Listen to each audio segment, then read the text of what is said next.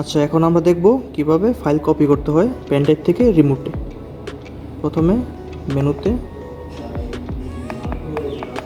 Operation file,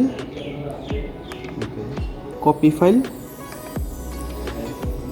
ইউডিক্স। আমার pen ড্রাইভে আমার ফাইলটা আছে, পেন ড্রাইভে ঢুকলাম, আমার ফাইল,